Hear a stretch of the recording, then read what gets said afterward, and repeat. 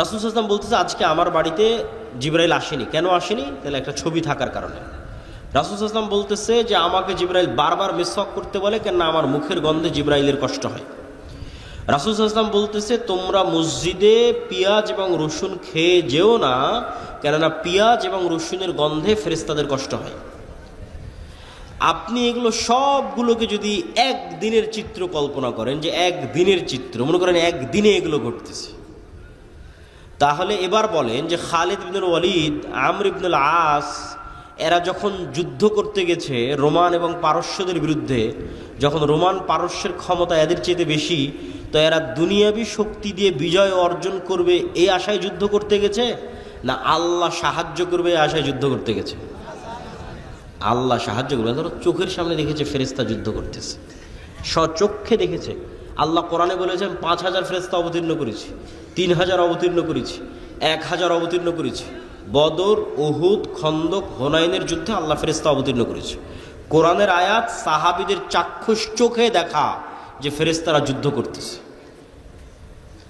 আর যার ইমানই দুর্বল ফেরেশতার অস্তিত্বের উপর, আল্লাহর শক্তি এবং ক্ষমতার উপর, পরকালের উপর, সে চিন্তা করবে যে না আমাকে মন্দির পাহারা দিয়ে ক্ষমতায় যেতে হবে।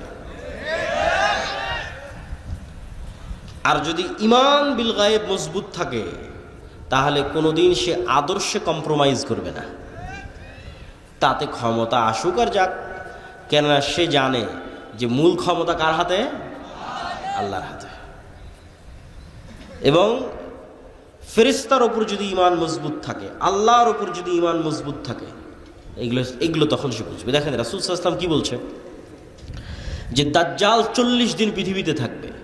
পৃথিবীর এমন কোনো শহর নাই, বন্দর নাই, নগর নাই যেখানে দাজ্জাল প্রবেশ করবে না। কিন্তু মক্কা এবং মদিনায় দাজ্জাল প্রবেশ করতে পারবে না। তো মক্কা এবং মদিনায় দাজ্জাল প্রবেশ করার চেষ্টা করবে না? করবে না? করবে না? করবে। রাসূল বলছে প্রত্যেক যতবার দাজ্জাল মক্কা মদিনায় প্রবেশ করার চেষ্টা করবে, ততবার মক্কা মদিনার রাস্তায় উন্মুক্ত তরবারি হাতে ফেরেশতারা তাকে প্রতিরোধ করবে। আল্লাহু আকবার। আল্লাহর নবী বলেনি যে মানুষ প্রতিরোধ করবে, ফেরেশতা প্রতিরোধ করবে উন্মুক্ত তরবারি হাতে।